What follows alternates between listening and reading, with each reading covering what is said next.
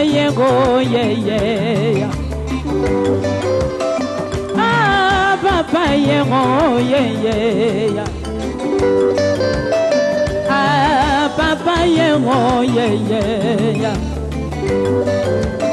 Nzambelanga kosakate ye. Nazala kelo kwa kobwaka ye. Saratola TV, la chaîne qui assure, Abela Kinini azaki opéré, ba malaria, et ça maladie nino abeli pendant un temps, et puis pourquoi maladie yango ezaki peut communiquer dans les réseaux sociaux te retrouver na kantina yango na yoka kavale ya bakana sango vale ya basuti minyoko pansi bemawa Saratola TV, la chaîne qui assure. Depuis Bozalane quartier moko, avenue moko, Tadingala pa Souzi bon tout n'est plus.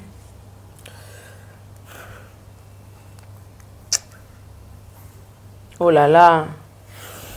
Oh là là. Fatou Kayembe abattu na uchobenga Fatou Kayembe na téléphone. Saratola TV, la chaîne qui assure. Naza na émotion parce que Souzi c'est une personne où moi personnellement Nabi. Saratola TV, la chaîne qui assure. Et alinga na ye ba maladie na ye et panzana na réseaux sociaux te mais batu o ba yebi yaye ba vrai ye ba yebi nini o Souzi abandaki kobela eloko nini etungisaki Souzi. Saratola TV, la chaîne qui assure. Ah papa yego ye. Ah papa yego ye. Ah papa yego ye. Nzambelanga kosakate ye. Nazala kelo kwa kobwaka ye. Ah papa yego ye. Ah papa yego ye. Nzambelanga kosakate ye.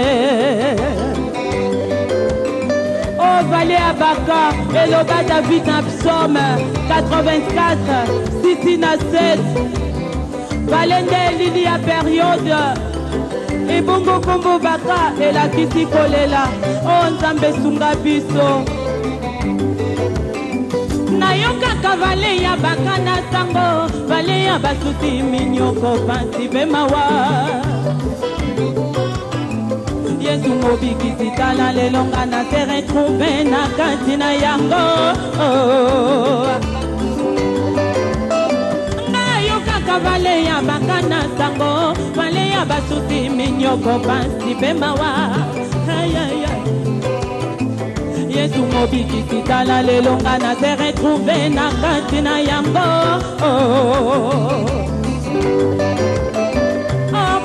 Sona mokili mwana nzambe o to mwana nzambe te epesa meli biso toleka na pale yango po bolingo na biso emonana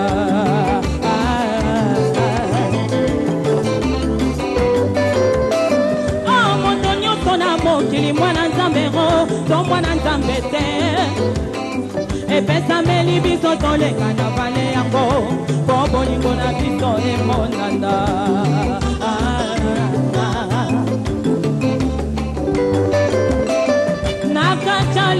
ya kolela atako sa inota kati ozali komona bakondamnation na kati ya vale yango motema ekomanga normal mpona bapasi nzambe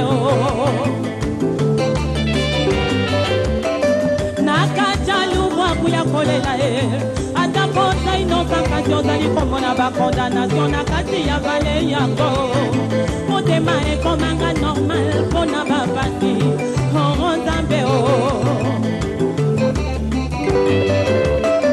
na kati ya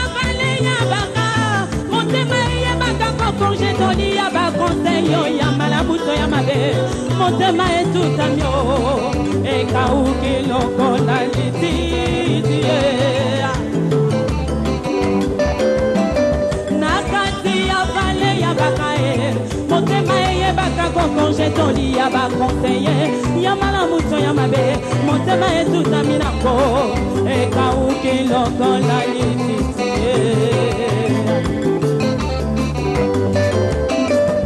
nzambe na ngai soki nazoka na motema likolo ya vale ya baka makila ya motema na Saratola TV, la chaîne qui assure, Abela qui sérieusement sous Ibantou à Kota qui même hôpital. Même gars moko pona kozoyer, c'était trop difficile. Compte 40. Compte 40 ezali titre nzembo oyo artiste musicien Diego Milito auti kobimisa kasi kokamwa ayembi yango na Saratola oyo nanu ayemba te yoke lokoyo Arc-en-ciel le bibi poe kanga mvula elembo nini chéri na ngai otie na motema Chiswaka Patrick nazolela tous les jours Papa Samuel ya maman Madolelo na Germanie Tala, bon consommer déjà compte 40 pour eza déjà disponible na marché de disques payé na ba plateforme nyonso boyoka po eza na bakunga danger eza na clip ya qualité musala esalemi kitoko Diego Milito bayembaka nde boye po olakisi expérience ndenge oyembisi Saratola oyo nanu atikala koyemba te mais abimisi son ya qualité pe respecter ba note vocale kaka ndenge ezalaka ke yo oui compte 40 client nanga c'est yo fournisseur quarantaine nanga c'est yo les clous et les marteaux chapelle na bamoupe chrétien repenti confession Gina c'est bolingwa amatu atrike Chiswaka koyeba musala esala kelengi bondimela ngai esengeli koyeba ke na occasion ya 4e édition trophée mwasi ya talo organisé par ONGD SD magistral et sika wapi la journaliste influenceuse et femme entrepreneur congolaise Saratola azwaki bongo diplôme d'excellence kasi botuna ngezalaki mpona nini mpona baémission kitoko oyo asalaka na korespecte déontologie pe éthique kaka ndenge ezalaka notamment émission histoire vraie pe lisusu émission parlant du business kasi ntango azwaki trophée oyo Saratola adedieki yango na basi nyonso ya Congo nazalaki sélectionné lokola mwasi ya talo na média en ligne. Je suis la seule chroniqueuse oyo va remettre là ba mérite na trophée. Donc ça montre que même si on est dans le bêtise, même si on est dans les clashs, même si on est dans le buzz, mais il faut tous aller rappeler un côté positif na biso moko oyo peut-être ekoki kosunga yo lobito ekoki ko faire représenter quelque part au vandana ba grande personne avec les grandes dames de na vanda ile donc bokanisi esili tiens lokola azalaka na fondation ezali koporte kombo na ye Saratola mokolo ya dimanche 25 décembre 2022 akendaki bongo kofete Noël na baorphelin oyo bazalaka bongo na orphelinat amema situé na quartier 7 na commune ya Njili esika wapi mama ya bolingo ya motema malamu Saratola abinaki aliaki pe apasaki bamoma ya kitoko elongo na bana oyo bapara na bango batika bokili ya se kasi mutu akopesa bango affection azalaka te basepeli kofete na mama ambiance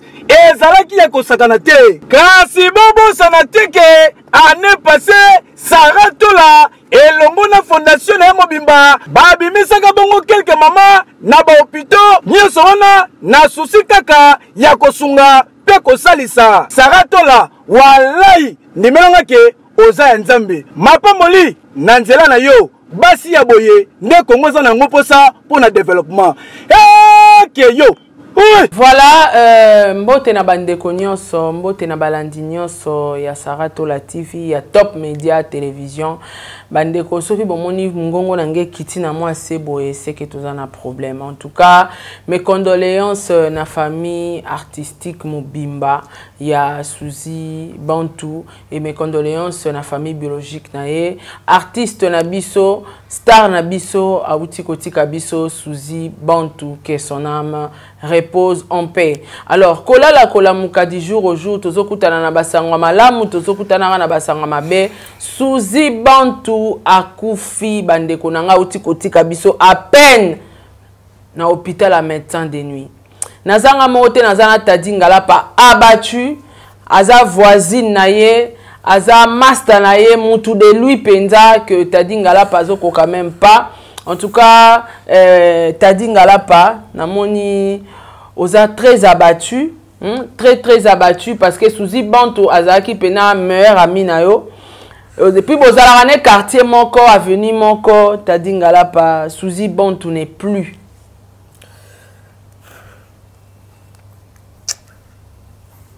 Oh là là. Oh là là. Fatou Kayembe abattu na ucho benga Fatou Kayembe na téléphone. Fatou azolela kaka. Fatou azolela kaka zoko kolobate Suzy Bantu akufi na nini bandeko na ngai. Sangwa mawa sangwa liwe eza sango moko ya pasi tokoka ko maîtriser yango te. Tadingala par ressaisis-toi. Tu es la seule personne ou akoki ko pesa biso ba information sur et net ya liwa ya Suzy Bantu. Na ebi ki aza meilleur ami na omutu na yo ba ko ba message eza bouto solo la récemment. Mais meka ko zwa makasi o pesa biso information. Bandeko ba otala biso partout dans le monde na page Facebook na chaîne YouTube. Ba meka ko yeba en fait qu'est-ce qui se passe? Suzy Bantu akufi na nini tadi? Merci beaucoup Sarah. En tout cas, naza na émotion parce que Suzy c'est une personne où moi personnellement Nabi c'est une personne où de l'année presque tous les jours, une amie où je sais dans des moments difficiles Suzy m'a aidé. Et je me rappelle même en 2017, lorsque j'avais perdu ma grande sœur aux États-Unis, Suzy était la première à arriver chez moi. Ah ouais. Donc c'est une personne où tu partages un et m'a belé. Et Suzy, depuis un moment, Suzy a belé ma casse. Suzy a belé ma casse impossible. Ah bon? Et en gros, je veux dire un truc, nous devons prier. Nous devons toujours kokumisa kanzambe na tanyon so na moyen nyonso. Suzy c'est une comédienne ndeko oyo azala na problème na batute. Kande balobaka le monde est méchant, mais le monde ba comédien c'est pas un monde.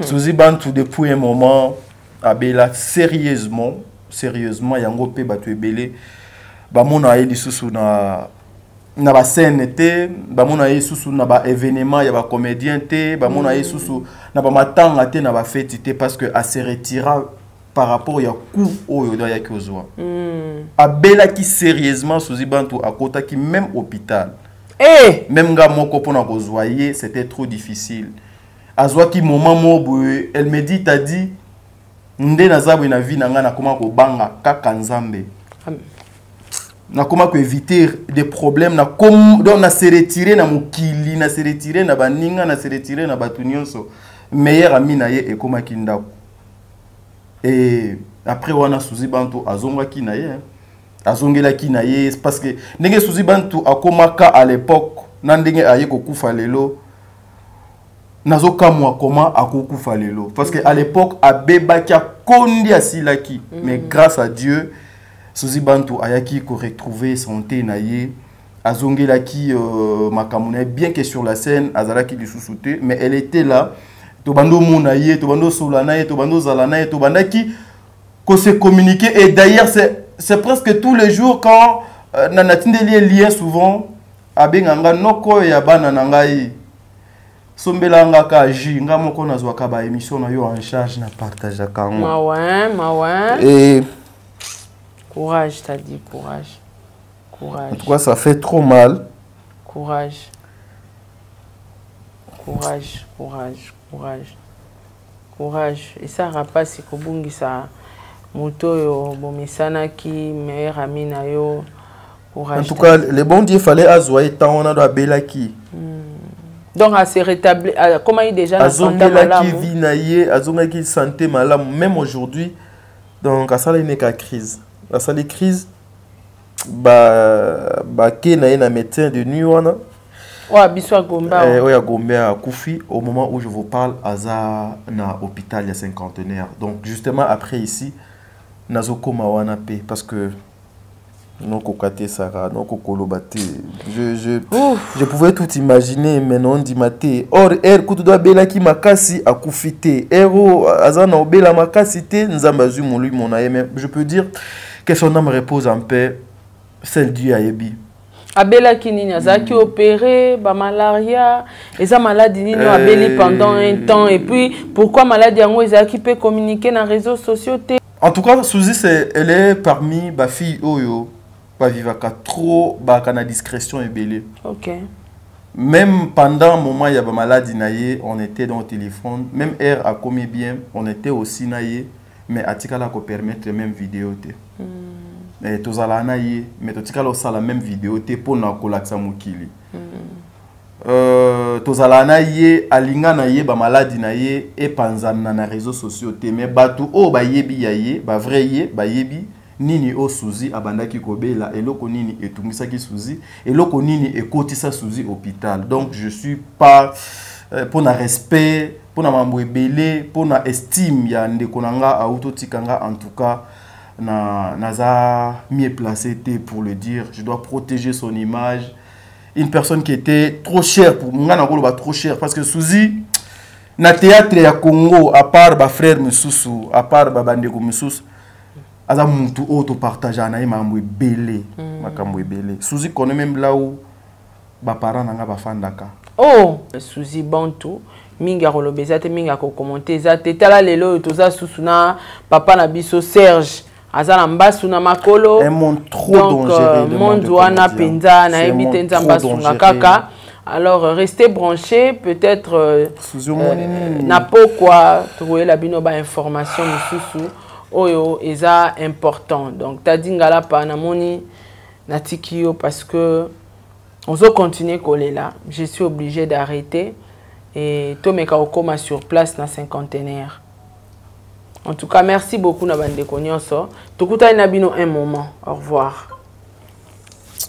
Ça va. Suzy, ça n'a pas si. Ça Suzy.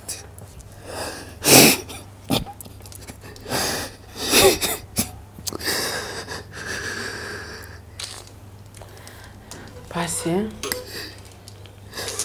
Faut couper la moto. Oui, tu vas bien open à téléphone, va appeler les autres sonner, t'as dit. Zana courage à moi à mobile, t'as dit. Zana m'a cassé pour permettre bisoto comme on a la cinquantaine. Ça m'a cassé. Kata na papa comme ça token.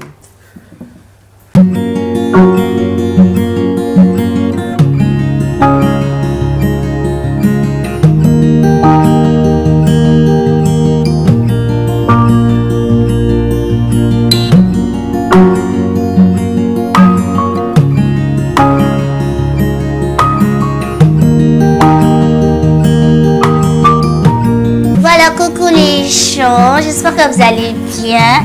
It is me, Aïda, I 4 mois, c'est plus baby Kenda, Lisa McDoy, $1.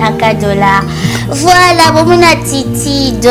Maquillée chez Madame Agnon, Madame Agnès Coiffure toujours. Elle dévoilé bino secret nanga, place beauté nanga et batama. Voilà, beauté nanga et batama et pas Madame Agnès.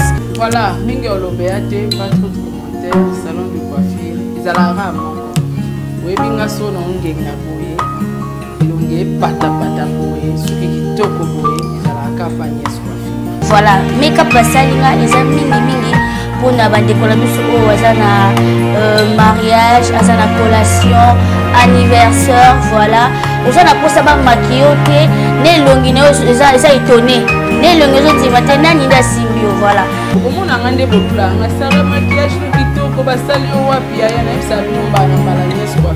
Madame Agnon Alambinga parce que grâce à moi c'est épice nalingaka trop elongi nanga côté épice en plus c'est côté épice ya biloko eza solo eza te côté épice ya biloko misusu boye batie make-up lelo lobe bibi bouton lobe elongo komi solo kaka elongi ya bavoisine donc voilà nabona za mwana likambo epa bavoisin bana poto bozoya vacances awa bana poto oyo bozoya kotala bafamille bozoya bafete mpona kozwa biso c'est pas loin toza mosika te juste en face à tekeke marie mojo ya place wakunga te numéro de contact mpe eza wana toza na Nyongwe na Wileri na arrêt major boya na salon Agnès Coiffure mingi osala bacommentaire eza te plomo kozwa so bomoni mpe salatola professionnel ayo olobela makambo oseke professionnalisme kitoko